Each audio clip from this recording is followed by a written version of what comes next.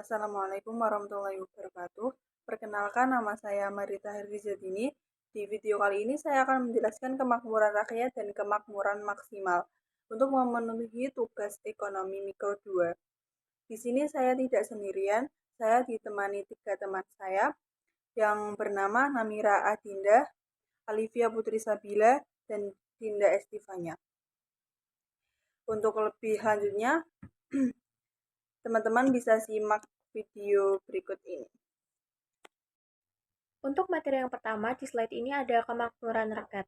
Kemakmuran rakyat adalah kondisi di mana masyarakat secara umum memperoleh tingkat kesejahteraan ekonomi dan sosial yang baik, termasuk akses yang memadai terhadap pendidikan, perawatan kesehatan, lapangan kerja, serta kehidupan yang layak.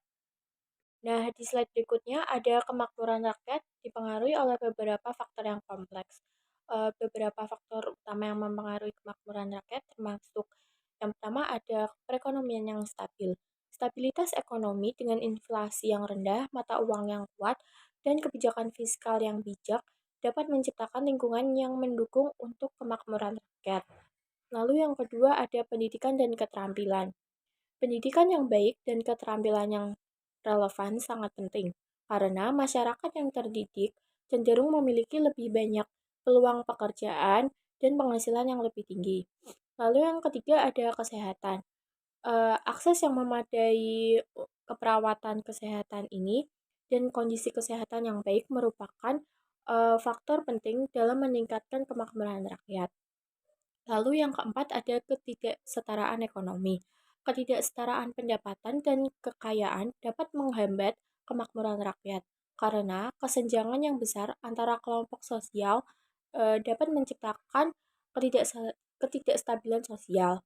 Lalu yang berikutnya ada kebijakan pemerintah.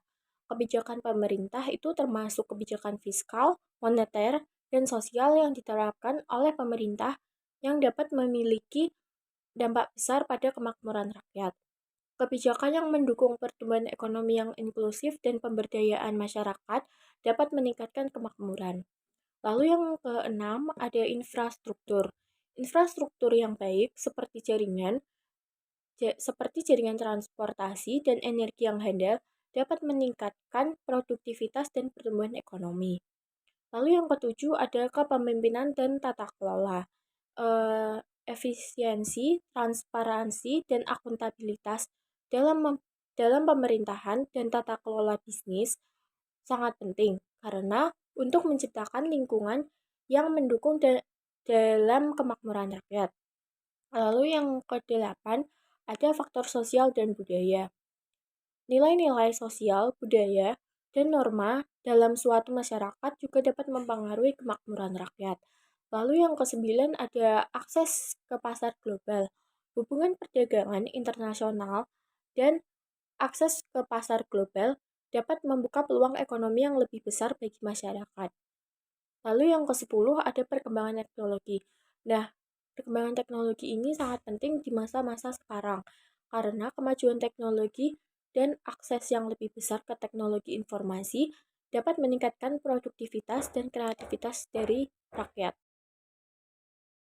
Kemakmuran maksimal. Kemakmuran maksimal adalah suatu kondisi di mana masyarakat atau individu mencapai tingkat kesejahteraan ekonomi dan sosialnya yang tinggi. Faktor-faktor yang mempengaruhi kemakmuran maksimal adalah yang pertama ada kebijakan ekonomi.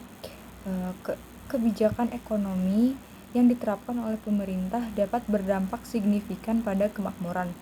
Kebijakan yang mendukung pertumbuhan ekonomi, investasi, dan pendidikan biasanya berkontribusi positif. Yang kedua yaitu pendidikan.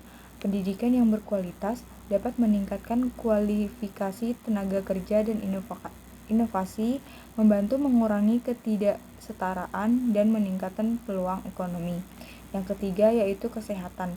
Akses yang baik ke layanan kesehatan dan status kesehatan yang baik mendukung produktivitas dan kualitas hidup. Yang keempat, kebijakan lingkungan. Perlindungan lingkungan yang baik dapat memastikan bahwa sumber daya alam yang berkelanjutan dan kualitas hidup yang baik dipertahankan. Dan yang terakhir yaitu aspek sosial. Program-program kesejahteraan sosial yang baik seperti jaminan sosial, bantuan makanan, dan perumahan yang terjangkau dapat membantu melindungi individu dan keluarga dari kemiskinan. Studi kasus kemakmuran maksimal. Di sini bisa dilihat ada 4 contoh negara yang telah mencapai kemakmuran maksimal dan dengan faktor keberhasilannya. Yang pertama yaitu ada Norwegia.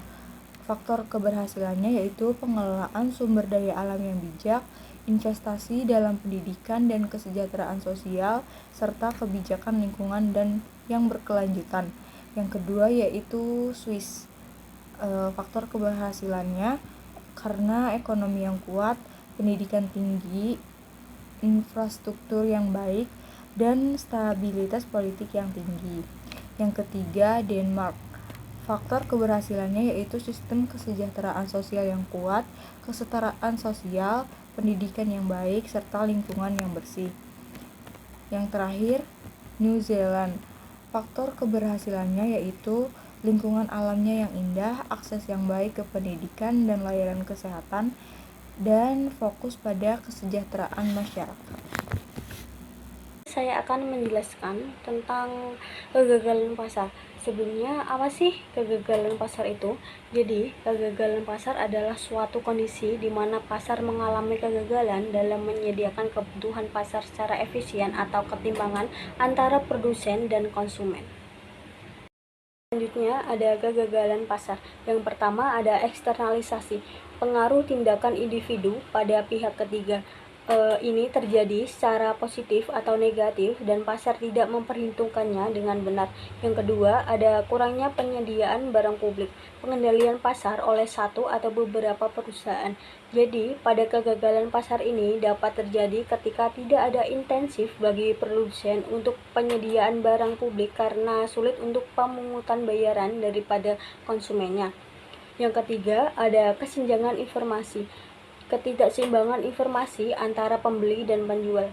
Jadi, penjual ini memiliki lebih banyak informasi tentang produk daripada pembeli yang dapat menyebabkan ketidaksetaraan dalam negosiasi harga dan kualitas. Yang keempat, ada ketidaksempurnaan kompetisi. Persaingan tidak sempurna dalam pasar. Jadi, di sini pasar yang tidak sempurna dapat menciptakan kekuatan pasar tertentu seperti monopoli atau oligopoli yang dapat mengakibatkan harga yang tidak efisien. Yang terakhir, kelima, ada kegagalan koordinasi. Ketidakmampuan pasar mengkoordinasi keputusan kolektif. Dalam kasus sumber daya alam yang terbatas, jika setiap individu bertindak egois, sumber daya tersebut bisa habis digunakan tanpa berkelanjutan. Selanjutnya, ada dampak kegagalan pasar terhadap kemakmuran. Yang pertama, ada ketidakcukupan alokasi sumber daya. Kegagalan pasar dapat menyebabkan alokasi sumber daya yang tidak efisien. Jadi, ini berarti sumber daya mungkin tidak digunakan untuk memproduksi barang dan jasa yang paling diinginkan oleh masyarakat. Yang kedua, ada kesenjangan distribusi. Kegagalan pasar dapat memperburuk ketidaksetaraan dalam distribusi pendapatan dan kekayaan. Yang ketiga, ada kerusakan lingkungan. Penggunaan sumber daya alam yang berlebihan dan merusak lingkungan yang dapat mengancam kemakmuran jangka panjang. Untuk selanjutnya, saya akan menjelaskan tentang solusi terhadap kegagalan pasar yang dimana peran pemerintah penting terhadap kegagalan pasar. Yang pertama, koreksi eksternalitas. Mengatasi eksternalitas negatif atau positif dengan menerapkan pajak atau subsidi. Pemerintah dapat berperan dalam mengatasi eksternalitas baik positif maupun negatif dengan menerapkan pajak dan subsidi. Pajak karbon sebagai contoh digunakan untuk menginternalisasi biaya lingkungan negatif dari polusi. Yang kedua, regulasi.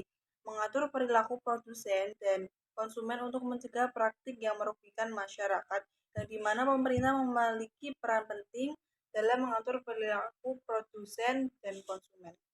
Regulasi diperlukan untuk mengendalikan monopoli, mencegah praktik usaha yang merugikan masyarakat, dan memastikan kemana produk dan layanan masyarakat. Yang ketiga, perlindungan konsumen. Pemerintah dapat melindungi konsumen dengan mengharuskan produsen menyediakan informasi yang benar tentang produk.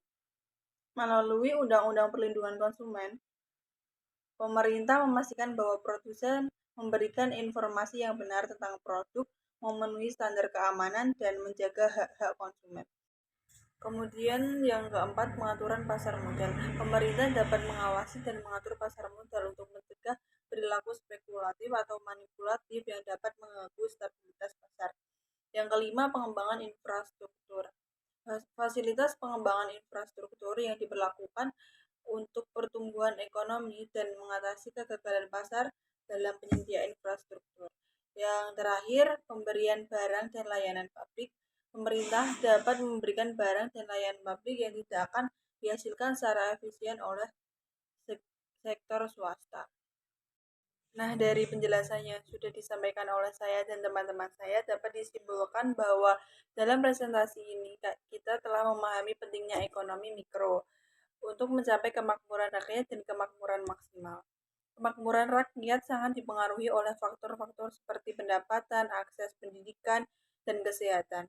Konsumen memiliki peran yang signifikan dalam mendorong pertumbuhan ekonomi dan mencapai kemakmuran pribadi dan kolektif. Kemakmuran maksimal dapat dicapai melalui peran yang kuat dari pengusaha dan produsen dalam mengoptimalkan sumber daya dan memenuhi kebutuhan pasar. Keberhasilan pasar adalah kunci untuk pertumbuhan ekonomi yang berkelanjutan, sementara kegagalan pasar dapat memiliki dampak negatif yang signifikan. Pemerintah memiliki peran dalam mengatasi kegagalan pasar dan dapat melakukan intervensi yang bijaksana untuk memastikan keadilan ekonomi.